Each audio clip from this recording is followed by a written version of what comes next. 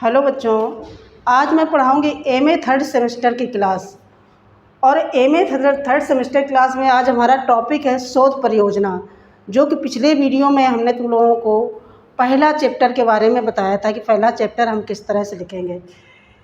तो आज हम पढ़ाएंगे तुम लोगों को द्वितीय अध्याय। तो द्वितीय अध्याय के अंतर्गत हम पढ़ेंगे रिव्यू लिटरेचर का हम अध्ययन करते हैं या रिव्यू लिटरेचर को हम लिखते हैं। तो अब रिव्यू लिटरेचर की हमें शोध परियोजना में आवश्यकता क्या है, तो पहले तो ये समझ लीजिए, रिव्यू लिटरेचर के बिना हम शोध से संबंधित कोई भी कार्य नहीं कर सकते हैं, क्योंकि हमें प्रमाणित करने के लिए जो पहले से कार्य हमारे टॉपिक से संबंधित हो चुका है उसको लिखना पड़ेगा। तो जो हमारा रिव्यू लिटरेचर है वो मेन पार्ट ऑफ शोध परियोजना। और ये उसी तरह से जिस तरह से हम एक पुलिस वाले के पास जाते हैं तो सबसे पहले पूछता है कि आपकी घटना का गवाही कौन है। तो अगर हमारे पास गवाही होता तो एफआईआर दर्ज करता, वो गवाही नहीं है तो नहीं करता। तो वो प्रूफ के लिए एक तरह से हमारे संबंधित अध्ययन है कि जो भी हम अध्ययन कर रहे हैं इस पर पहले जो कार्य हुआ है उन विद्वानों ने भी यही निष्कर्ष निकाला है जो मैंने निकाला है। तो इसलिए हमारे जो संबंधित अध्ययन हैं वो बहुत इम्पॉर्टेंट पार्ट है शोध परियोजना के। अब ये इसको हमको लिखना कैसा है, अपने उसमें जो हम प्रोजेक्ट बनाएंगे उसमें लिखने के लिए हम इसमें अल्फ़ाबेटिकल ऑर्डर यूज करेंगे। अगर हम हिंदी में लिख रहे हैं तो सबसे पहले आ से शुरू करेंगे राइटरों के नेम, और अगर हम इंग्लिश में लिख रहे हैं तो हम ए से शुरू करेंगे। तो इस तरह से हम अल्फ़ाबेटिकल लिखेंगे। और संबंधित अध्ययन के जो लोगों की स्टडी कम से कम हमें 15 चाहिए अपने इस लघु शोध प्रबंध के लिए। तो इस तरह से हमारा सेकेंड चैप्टर हो गया संबंधित अध्ययन या रिव्यू लिटरेचर। अब हम आते हैं तीसरे चैप्टर में क्या लिखते हैं। जो हमारा तीसरा अध्याय है वो होगा थ्योरिकल। तो थ्योरिकल में जो भी हमने टॉपिक लिया है उस टॉपिक के बारे में, जब से ये टॉपिक मतलब प्राचीन काल से लेके और प्रेजेंट तक हम पूरी उसकी हिस्ट्री लिख देंगे कि वो प्राचीन में क्या था और प्रेजेंट में क्या है और अब उसमें क्या क्या क्या प्रॉब्लम्स आ रही हैं। तो हमारा तृतीय चैप्टर हो गया थ्योरिकल। थ्योरी क्या हो गया, थ्योरी हो गया। अब हम आते हैं फोर्थ चैप्टर में हम क्या लिखेंगे। तो जो हमारा फोर्थ चैप्टर है वो पूर्णतया डेटा पे संबंधित है। चतुर्थ चैप्टर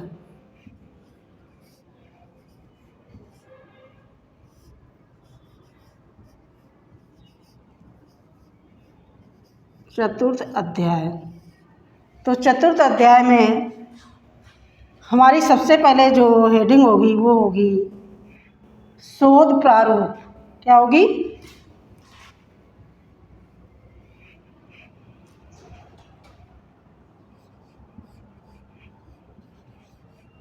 शोध प्रारूप एवं पद्धति।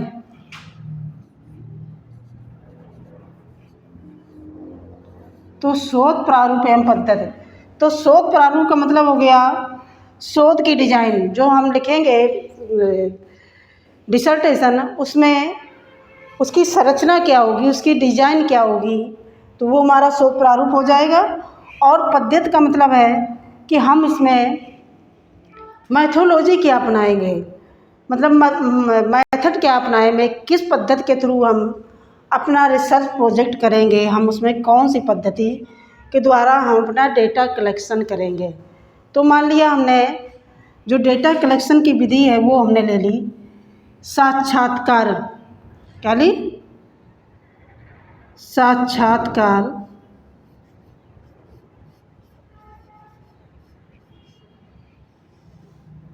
पद्धति। तो साक्षात्कार पद्धति जब हमने ली तो हमें अब सबसे पहले साक्षात्कार क्या है इसके बारे में लिखना होगा। तो हम सबसे पहले लिखेंगे साक्षात्कार बारे में लिखेंगे। इसके बाद जब हम साक्षात्कार पद्धति लेते हैं तो उसमें एक हम एक इंस्ट्रूमेंट के तौर पे जो हम प्रयोग करते हैं उसको हम प्रयोग करते हैं, उसको हम कहते हैं अनुसूची। साक्षात्कार पद्धति हो गया। तो अनुसूची के अंतर्गत हम सबसे पहले लेंगे तथ्यों का संकलन। तथ्यों का संकलन। तो तथ्यों का संकलन हम किस तरह से करेंगे? तो तथ्यों के संकलन में हमारी आ जाएगी अनुसूची। क्या आ जाएगी? अनुसूची।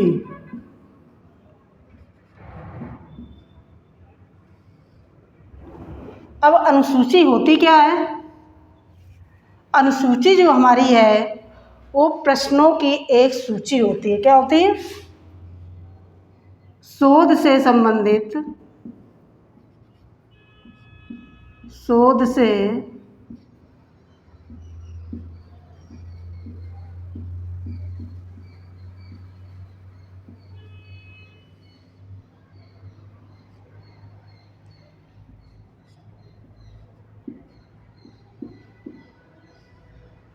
प्रश्नों की सूची,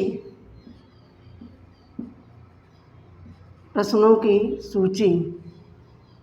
और प्रश्नों की सूची हो गई ये। अब अनुसूची का मानक क्या है? अनुसूची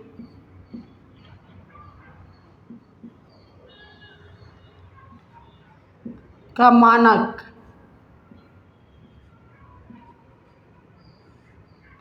जो अनुसूची का हमारा मानक है वो है 12/6। तो जो हमारी अनुसूची हम बनाएंगे वो 12/6 की होनी चाहिए। तो हमारा जो A4 साइज पेज होता है उसी को हम दोहरा कर लेते हैं तो वो 12/6 का हो जाता है। तो इस तरह से हमने अनुसूची बना ली और अनुसूची में टॉपिक से संबंधित प्रश्न लिख लिए। तो ये हो गई हमारी अनुसूची। आज का टॉपिक बेटा यहीं तक।